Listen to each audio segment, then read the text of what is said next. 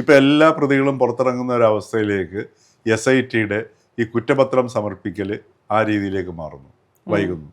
സ്വാഭാവിക ജാമ്യത്തിലേക്ക് എല്ലാവർക്കും എത്തേണ്ടി വരുന്നു അല്ലേ?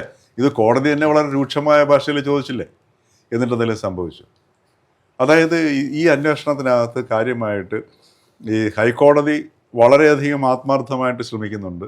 കാരണം ഹൈക്കോടതിക്ക് അറിയാം ഇതിനകത്ത് നടന്ന സംഗതി എന്താണ്, കളവ് എങ്ങനെ നടന്നു, ആരാണ് ഇതിൻ്റെ ഉത്തരവാദി എന്ന് പോലും ഹൈക്കോടതിക്ക് അറിയാം.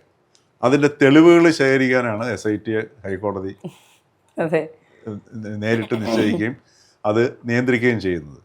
പക്ഷെ എന്നിരുന്നാൽ പോലും ഈ ശബരിമല സ്വർണ്ണക്കൊള്ള മറ്റൊരു നയതന്ത്ര സ്വർണ്ണക്കൊള്ള പോലെ ഒരു കഥയായിട്ട് അതല്ലെങ്കിൽ ആ രീതിയിലേക്ക് മാറും എന്നുള്ള ലക്ഷണങ്ങളാണ് ഇപ്പോൾ സജീവമായിട്ട് കാണുന്നത്. അതെ, ഇപ്പോൾ നിയമസഭാ തെരഞ്ഞെടുപ്പിന് ശേഷം ഒരു മെല്ലെപ്പോക്ക് മാറ്റാം, അല്ലെങ്കിൽ നിയമസഭാ തെരഞ്ഞെടുപ്പ് ഒരു ഇത് നീട്ടിവെക്കാം എന്നുള്ളൊരു അജണ്ട ഉണ്ടാകുമോ ഇതിൽ?